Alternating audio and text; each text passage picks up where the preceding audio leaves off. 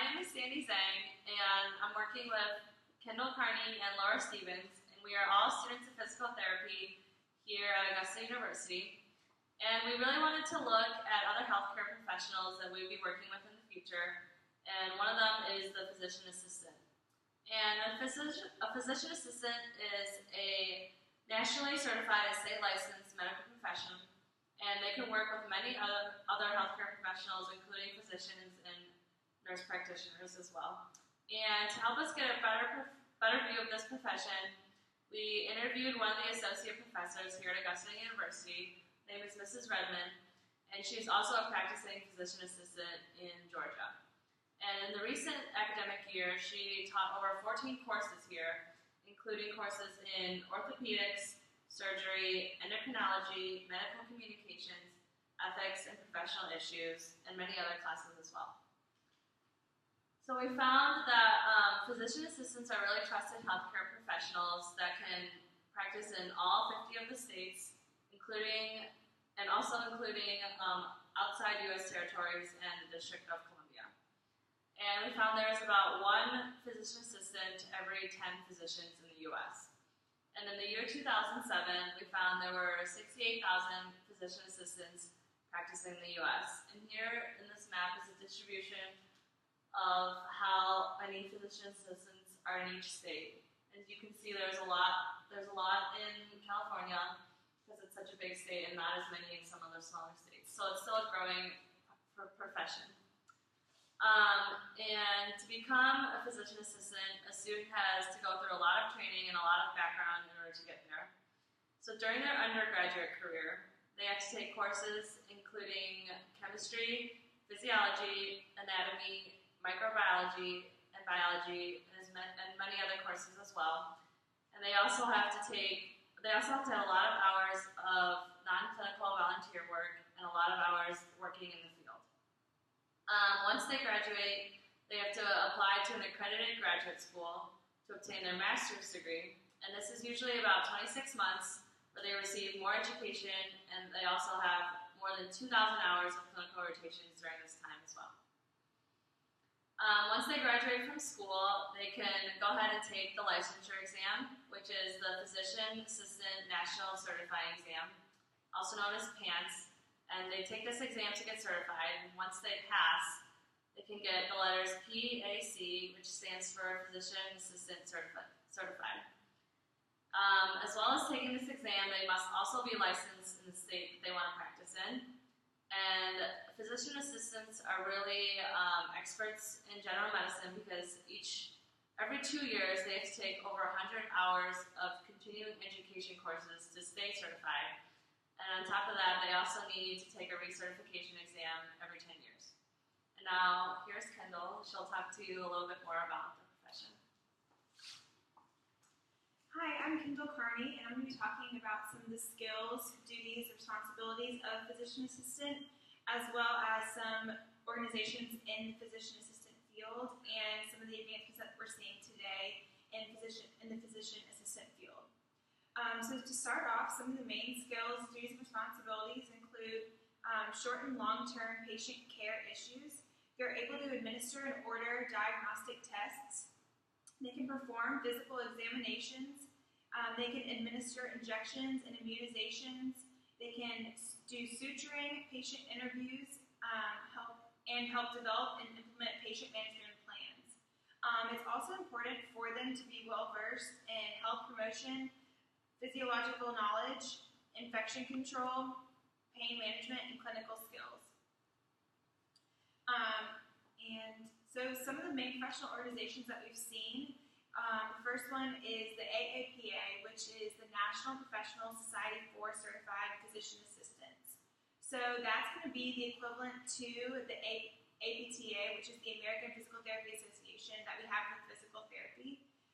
And the mission statement for the AAPA reads, "The AAPA leads the profession and empowers our members to advance their careers and enhance patient health." The next one that we see is the GAPA, which is the Georgia State chapter for the AAPA, and that is the Georgia Association for Physician Assistants. And I believe I misstated it earlier. The AAPA is actually the American Academy of Physician Assistants. Sorry. But the GAPA, the PT equivalent for that is going to be PTAG, which is the Physical Therapy Association of Georgia. And their mission statement reads, empowers and affords physician assistance, avoids legislation, protects their rights to practice, and provides meaningful connections and the edge to succeed. And the last one is the PAEA, which is an organization for all accredited PA programs in the United States. And that's the Physician Assistant Education Association. We don't have a direct equivalent with that in physical therapy, but there is a division within the APTA that is including all of the education systems in the United States. And Mrs. Redmond told us that she is a member of the Georgia Association of Physician Assistants, the American Academy of Physician Assistants, as well as the Physician Assistant Education Association. So some of the advancements in the field that Mrs. Redmond has seen since she's graduated is the transition of from paper charts to medical records, electronic medical records. So when she graduated 6 years ago from Mercer, they were still using paper charts. But since then, they've advanced to these electronic medical records, and they're trying to implement learning through these systems into their curriculum here at Augusta, as well as other programs throughout the U.S. She also said that she has seen a greater appreciation for PAs from patients as well as physicians, and that more people and patients are starting to realize what the PAs are able to do, and that they're able to see them directly without having to see a physician, and they're comfortable seeing a physician assistant, knowing that they're able to do many of the same skills that MDs are able to do.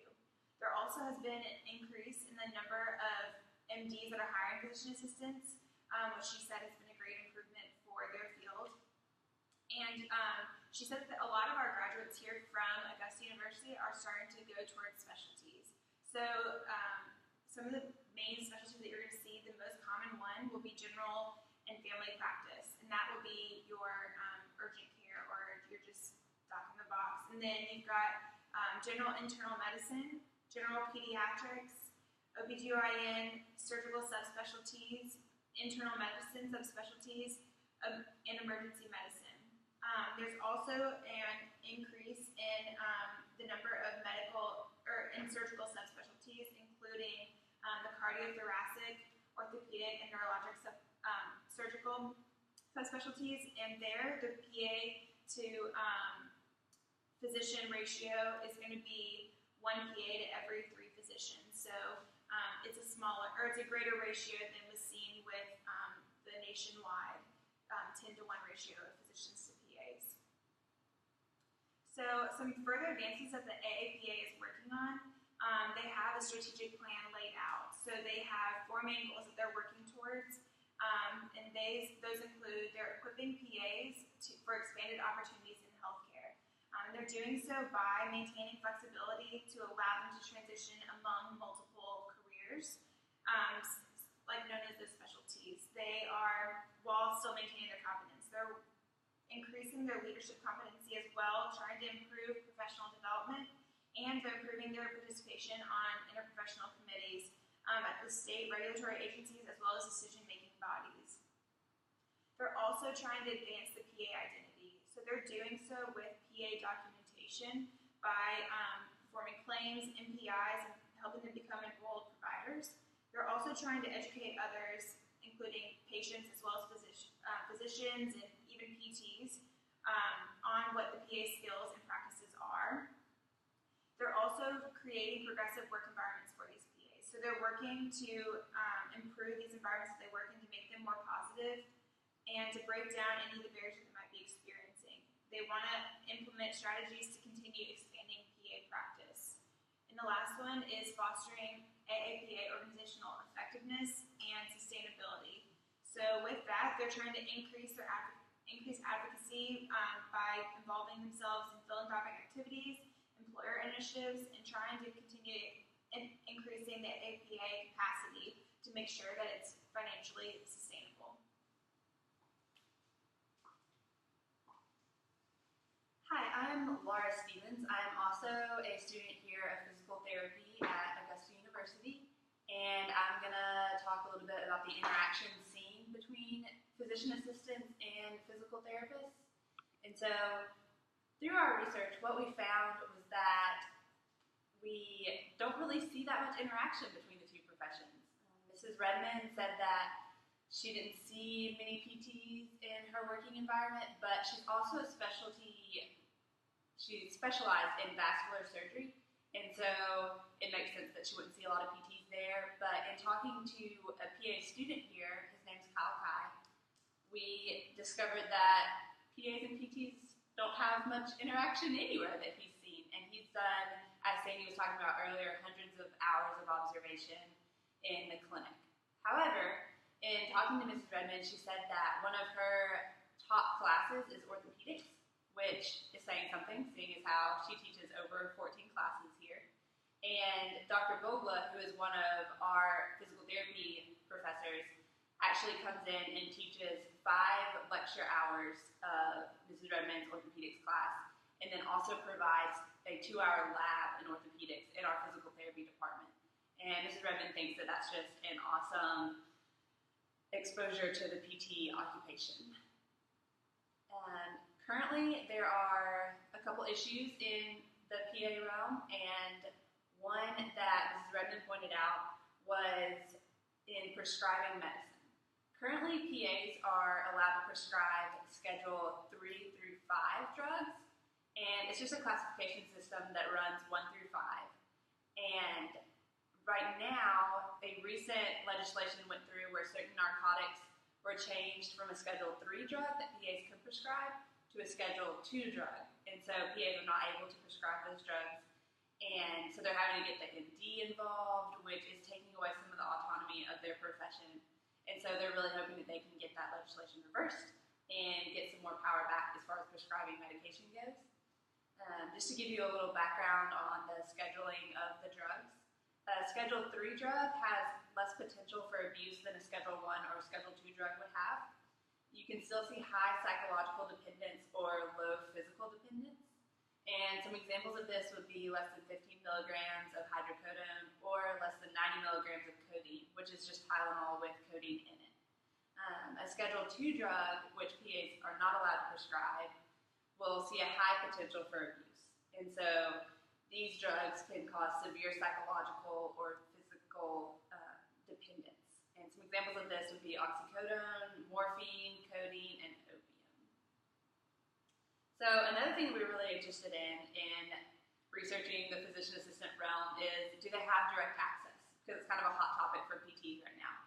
And what we found was that direct access is a pretty PT-specific term, and so we use it a lot, but there was not a lot to be said about direct access in the way of physician assistants. And so what they have is they're classified as a primary care provider under the Affordable Care Act, and so they are already able to diagnose, treat, and prescribe medicine, and then they're also able to take medical histories and perform physical exams and assist in surgeries. And a lot of their access depends on their clinical setting, their specialty, and their level of experience. But Jeffrey Katz, who is the president of the AAPA, which Kendall talked about earlier, has said that in the past few years, PAs have actually seen a huge surge of positive legislation. And in fact, 201 PA positive changes have happened recently through 49 states and the District of Columbia. And so that's about it for our presentation on PAs. These are our resources. And we have 2 pages of resources.